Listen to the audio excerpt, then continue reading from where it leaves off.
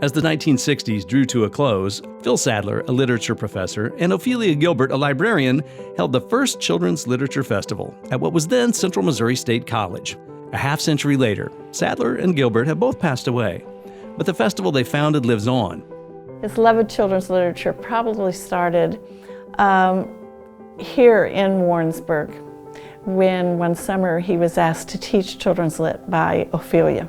The Children's Literature Festival quickly grew from a regional gathering of authors into a nationally known and respected event.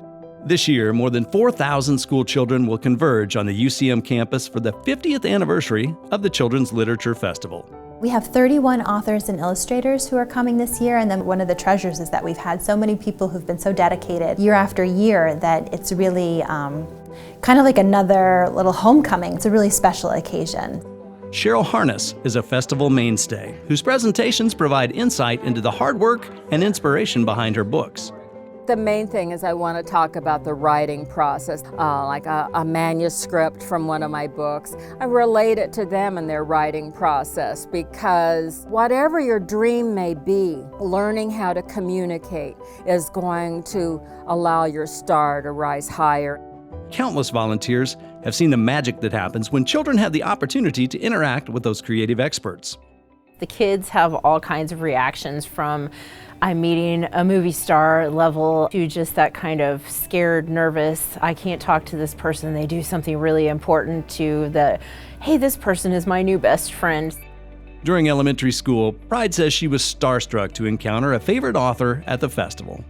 To meet Zilpha Keatley-Snyder was like meeting a movie star for me because I had read all of her books and I got to talk to her and she signed my book and it was amazing. So it's just that kind of like,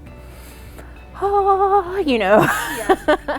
Middle school principal Jim Elliott also has fond memories of attending the Children's Literature Festival. My 5th grade year is probably the year that sticks out the most. Buying a book, Across 5 Aprils. I was a huge history fan, and I got to buy a book that they actually were using in classrooms as a interdisciplinary unit even when I first started teaching in 1990. In 2015, Children's Literature Festival director Maya Cusage relocated to Warrensburg, Missouri from Montreal, Canada. The move was made to accept an opportunity she calls her dream job. I really feel honored to be a part of this event. It's something that, has been going on for 50 years, and that's the longest running children's literature festival that we know of in the United States. When it was time for Phil Sadler to retire in the year 2000, the director's position was filled by Naomi Williamson, his former student and longtime colleague. A veteran academic librarian, she began volunteering at the event in 1981. I started as a hostess, and then I started driving to the airport, and then the next thing I got to meet with the hostesses, and then he started having me help assign the groups to their authors. I just kept adding things on. So when it came time for them to find someone, they let me apply. Williamson's friend Joni Arth, a children's librarian and UCM alumna, began volunteering at the festival in 1983. She's been bringing her elementary students to the festival for decades. I would say the biggest impact the festival's had is the lifelong friendships with people here on campus and the authors and illustrators. The children aren't the only ones who look forward to the annual festival. The authors and illustrators are thrilled to reconnect with their readers and with each other. I need the kids I meet here at least as much as they need me. And then we also form friendships among the authors and illustrators. The teachers, I think, also benefit. They go away with ideas that they can translate into the classroom. I hope that somewhere in that audience, there's a little girl or little boy, like I was, who is secretly writing stories. And they want to be an author when they grow up. And I hope hearing me or listening to my stories that they want to go for that dream. Becky Sadler-Klein has many fond memories of the festival and those who've made it thrive.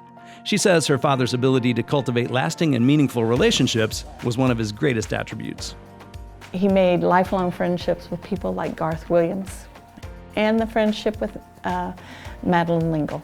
He'd have to contact the publishing companies to see if they would help fly them here. And it was always about selling books to help further the next festival. There aren't going to be scientists or engineers if there aren't readers. I mean, kids need to have that essential skill.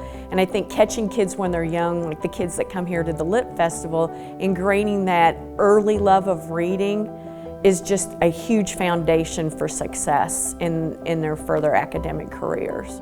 Students who I have helped me out on the festival, many of them attended as children, and from all of the different grandmothers who call me on the phone and say they came to the festival and they brought their children to the festival, and now their children bring their children to the festival. That's a family legacy, and that's a community legacy, and that's also a campus legacy as well. It's something that the people who started it might not have appreciated just what a grand thing they were doing.